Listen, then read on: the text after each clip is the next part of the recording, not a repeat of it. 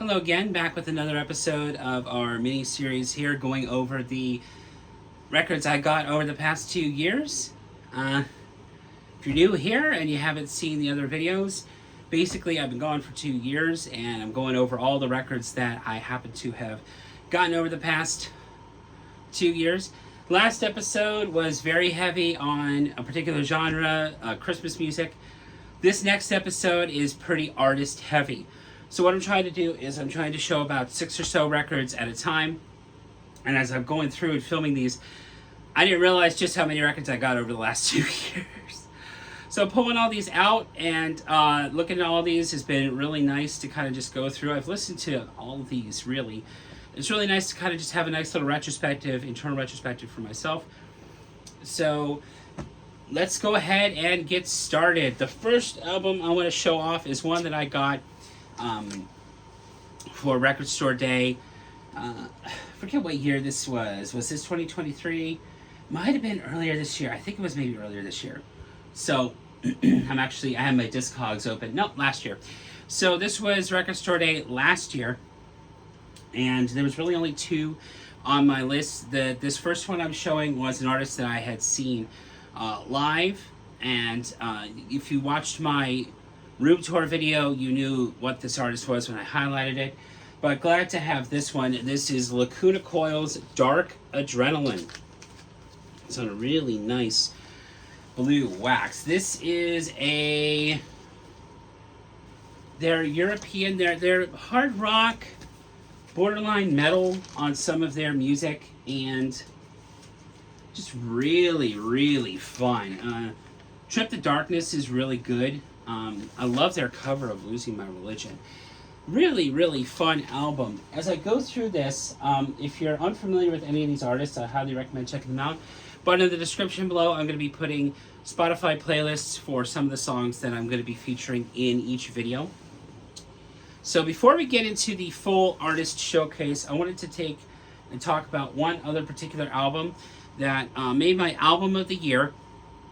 And I'm really glad to finally really have this on vinyl. Hang on just a moment. I need to censor something on this cover here. But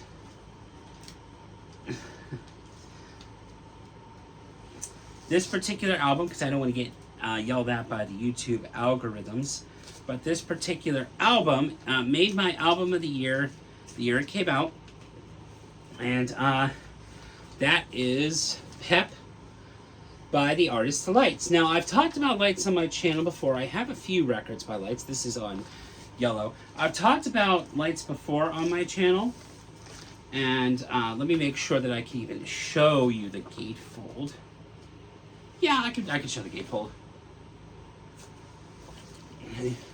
Lights is one of my favorite artists. And I absolutely loved this album.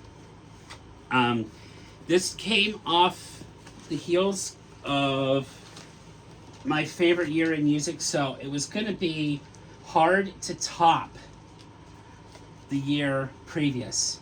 But Lights found a way to make it for album of the year that particular year. I absolutely still love this album to this day. I didn't like necessarily the remix album of it. I'm so used to Lights going out and doing an acoustic version after her mainline album. She didn't do that this time. I don't know why, but glad to have that. So the last 4 albums are by the same artist. Now, I've talked about this artist to death already on the channel. There's no introduction really needed, but if you are unfamiliar with this artist, he has one big song that he's known for that you either love or you hate. But the rest of his discography is wonderful. At borderline, he's a wordsmith. And to me, he is,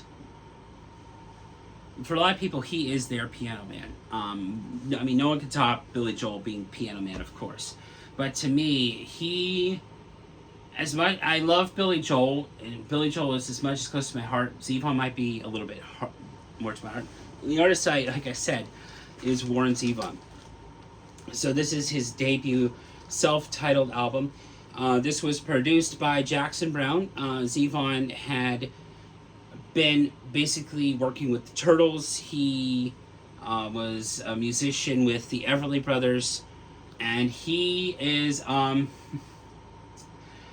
yeah, it's hard to really describe.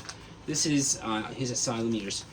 He had one other album that was, they call it his debut. I consider this his debut, but it's Wanted Dead or Alive. Let me make sure there's no, yeah, this is not a, this is the music on vinyl pressing. There was no gatefold for this one, but to me, this is one of the best debut albums to ever come out. And Zevon eventually, you know, he's no longer with us, but he worked with so many people. Phil Everly is on here. Lindsey Buckingham is on here. Fun fact, Glenn Fry and Don Henley are on here on the French Inhaler. But Mohammed's Radio has Lindsey Buckingham and Stephanie or Stevie Nicks. So Lindsey and Stevie were roommates of Zevon, and they had decided to basically go and help him on some melodies on this song. Zevon worked with a lot of artists over his career, and he was, not this past year, but the year before, finally given some recognition. He, not that I care about the Rock and Roll Hall of Fame, but he was finally nominated. He got 4th in the votes, and nothing happened after that. Like, how can you look at his huge influence and say, no, not worth it, not enough? It baffles me. But why should, I don't really care about the Hall of Fame. I mean, I'm bringing it up because it irks me a little bit, but really at the end of the day, I really shouldn't care. So that was his first album. The second album I picked up is the second album on the Asylum years, and that is Excitable Boy. So, the big song off of here would be Werewolves of London. Don't just listen to Zevon for Werewolves of London. Yes, it's a kooky, fun song. Again, this is his Asylum years. I have all 4 albums from his Asylum years now. This is a music on vinyl pressing. I'll show you the back as well, like I did with the other one. This sounds fantastic, but you know, Excitable Boy is really good. Roland, the Headless Thompson Gunner, is fantastic. Lawyers, Guns, and Money would be very, very big as well. Those first 2 albums, I prefer his debut more over than the Excitable Boy. But these are as close to perfect 10s as you can get when it comes to music. And there's so much variety with what Zevon does and what he brings to the table with these 2 albums. And it's just trying to see who worked on this that you would probably know. Let's see, Linda Ronstadt was here, working on some harmonies for Excitable Boy. Who else? Let me see here. There's just so many different names. Jorge Calderon has been, you know, was doing some harmonies and Spanish vocals on Vera Cruz on this particular album. So he has worked with so many people. For example, after The Envoy had come out and he was kind of cleaning up his act and he was kicked off the Asylum Records label, he basically hung out with the guys in REM and they recorded Hindu Love Gods, which is a covers album. I don't have that. I'd love to have that eventually. But that's when his next album would come out and he'd worked with them. And the last 2 albums are basically towards the end of his career. I would love to have some more of his albums, but not everything came out on vinyl. I'm not vinyl exclusive. I do have some CDs. I'd love to have eventually all his albums on physical at some point. But the last 2 albums are basically 2 of his very last albums. Warren passed away from mesothelioma, and just before he had passed away, he wrote this album, Life Will Kill Ya. And this was before he knew that he was going to pass away. This is the Smoking Skull Gray Marble vinyl. Uh, this was the Record Store Day Essentials version of this. And there is a nice, nasty swear word on that, so unfortunately I cannot show that here on the side, but it was housed in a nice inner sleeve. There's a lot of really fun songs on here. I Was in the House When the House Burned Down. Life Will Kill You is great. For my next check, I'll Need a Volunteer. Really showcases his dark, sardonic comedy. And what I find really interesting is it feels like he kind of knew, without knowing, that he was going to be diagnosed with the cancer that would kill him. It's really interesting. There was one other album that had come out that he had wrote with a whole bunch of his novel friends that includes a song about a hockey player, which is really fun. So there's a lot of dark comedy with his albums. There's a lot of fun with his albums. He knows when to cut you deep. It's just the way he goes about making music that always refreshes me. I'm always finding something within his music, something new and different that I didn't notice, the last time before. The final album I want to show here is Zevon's final album. This came out for Record Store Day. It was remastered from the sources for the highest possible fidelity.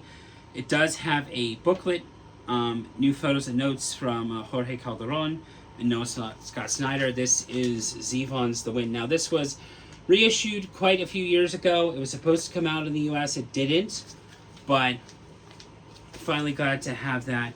And you'll notice that it keeps the same labels as it did last time. Very simple.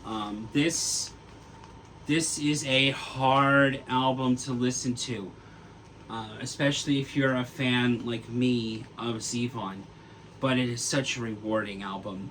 He had called in a bunch of his friends to come in and work on songs. He did a cover of Knocking on Heaven's Door that is just wonderful.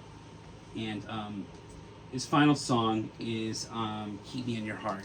And it wrecks your heart. But it is worth your time, worth a listen. It's just wonderful. I'm just trying to see what else is here before I show the booklet. I don't think there's anything else I really want to talk about there. But I will show the booklet and then we'll wrap up for today. But it came with, oh my gosh, they didn't have to do this. They could have just did a one-note release of this and been done with it. But they went above and beyond with just wonderful note for note. I just want to see who you might know that Zevon worked with on here. For Dirty Life and Times, we have Billy Bob Thornton and Jorge Calderon. Also, Don Henley helped. You had Bruce Springsteen help on a track, as well as, let's see, Billy Bob Thornton. Don Henley was here as well.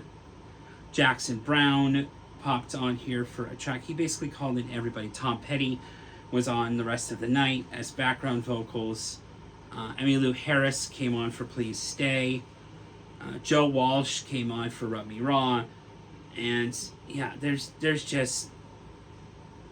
And Springsteen came in for Disorder on the House. So he called in everybody he ever worked with, basically, to, as best he could, to kind of come in and really help release his final album. And that album did come out, and he passed away maybe a couple of months or so after. So yeah, glad to have all of that. I'm slowly getting more towards a complete Zevon. Happy about that. This episode out. Let me know down in the comments below what you're listening to. I'm always in for music discovery. Let's have a conversation down in the comments. As I say at the end of everything I'm in, when the waters get rough, please keep on sailing. And I will see you in the next video. Take care.